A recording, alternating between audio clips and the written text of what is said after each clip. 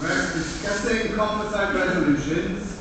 Probably most of them will be agreed unanimously, but we all know in this room the key is turning the resolutions into action. And in that sense, I think your meeting here at the defining moment for all of us in the trade union movement over the past period. The cuts that the government is carrying through in terms of jobs, in terms of education, in terms of local services, in terms of pensions, is absolutely without precedent. They are using the economic crisis as an excuse to carry out an ideological attack on working class people, the likes we have not seen in this country before. And if the stakes are that high, if it's as serious as that, I want to be clear on behalf of PCS right at the outset that we have to be as a movement quite clear where we stand. And in that sense, let us say in Congress, loud and clear, we should oppose every single cut in public spending.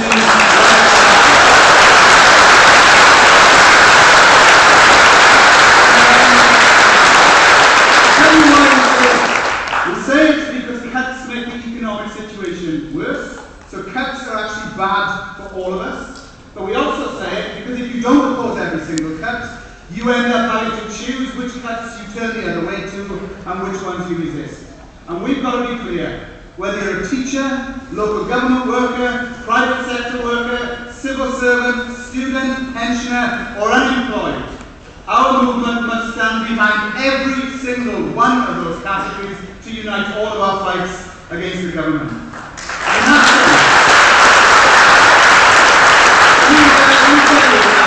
this is not easy stuff. The TUC has fought a real battle to oppose us having a slogan of avoiding every single cut. Indeed, in the PCS motion to the Congress next week, we called for opposition to all cuts, and the General Secretary of the TUC in the compensating meeting said we can't have that or we will be accused of being deficit deniers. Now when we have that level of debate in our movement, we have to say the rank and file of our unions, the people in the communities, will not let you get away with it. And I can tell you, because PCS was prepared to stand outside to make a principled argument, the composite in front of the Congress said all cuts should be opposed. And that's the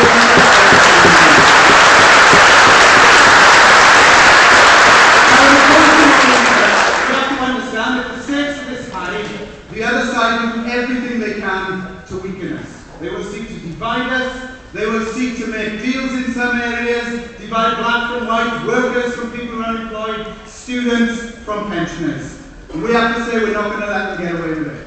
And one of the things they will also do, as we heard from the brilliant speaker from Honda earlier on, is they will attempt to victimise and take out local reps and shop stewards right across the board. It's not a coincidence in PCS. We have had more sackings and victimisations of our reps in the last 2 years than in any other period.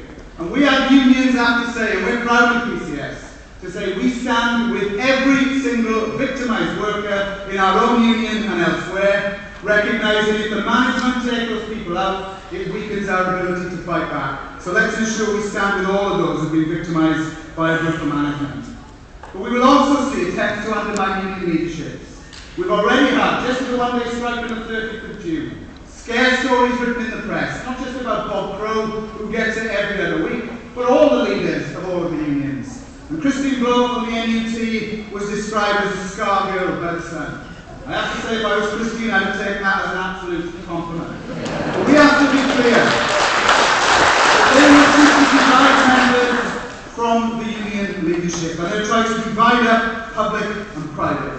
And that's why let us take heart from some of the incredible things we've seen over the last couple of weeks. First of all, let me pay tribute to every single socialist and anti-racist activist who made sure that the EDL and their filth were not allowed to march. Let me also pay tribute to those of us who have stopped them getting away with the divide of public and private. All this crap about private sector pensions are low, so public sector pensions must also be low, is an attempt, a crude attempt to divide us. Let us be clear. Private sector workers are not exploited by anyone in the public sector. They are exploited by their shareholders and their executives who have brought them to the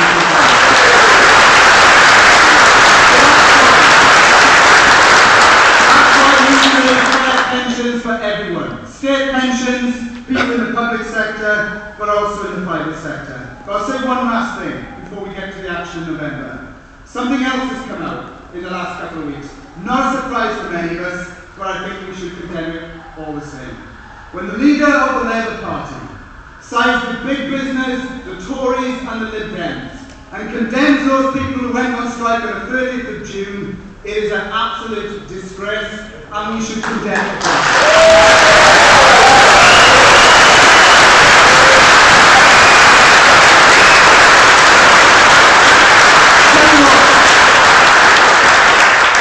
It's pretty amazing that Ed Miliband can manage to only be 1% in the opinion polls higher than the most hated man in Britain, Nick Clegg. Now that takes some doing. And how would Ed Miliband rocket up the opinion polls if he put Labour with the working class in this country and fought every cut and stood with every single person who is about to fight back? That's why when he comes to the TUC Tuesday morning, I hope he's going to apologise for what he said. I hope he makes it clear that he had a mistake, he had a bad moment. And now he's going to take the opportunity to stand with all of us who strike in November. But if he doesn't, and I don't think he will, then let's make sure that the Labour leadership is condemned every bit as much as those other politicians.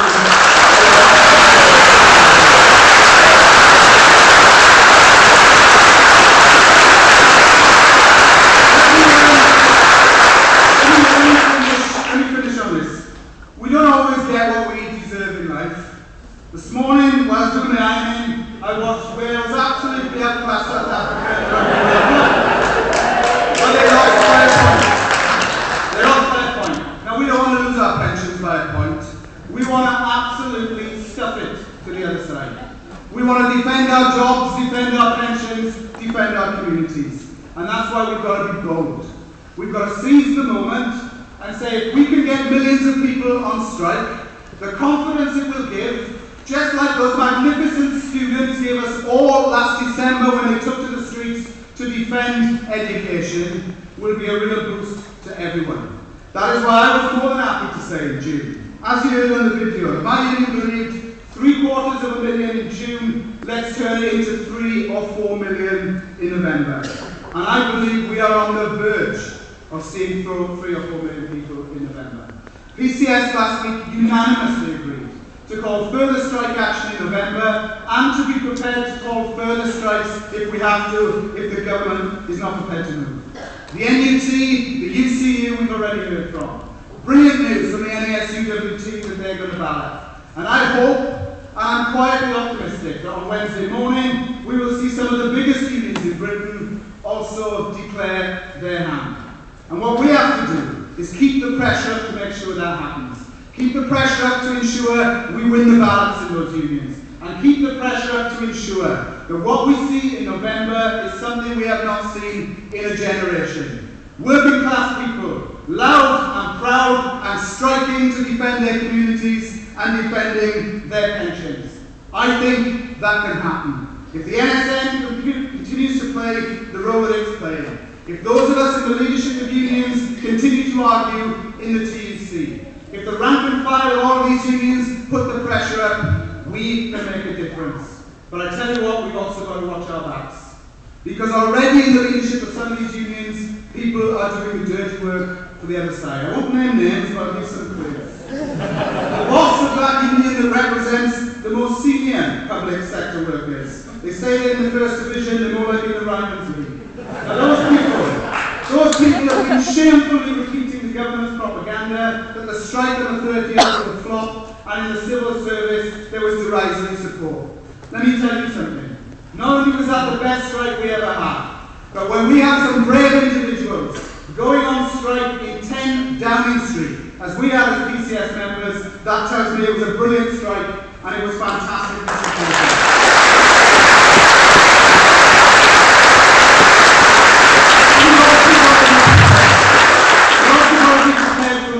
Final fancy footwork. One trade union leader I won't mention, you have to give him credit, came out with a blind guy. Being pressured to call a one-day strike in his union, said, and I quote, people say to me, name the day, and I say, a day will not be enough. Well, when that was said to me, my reply was, well, a day will be a good bloody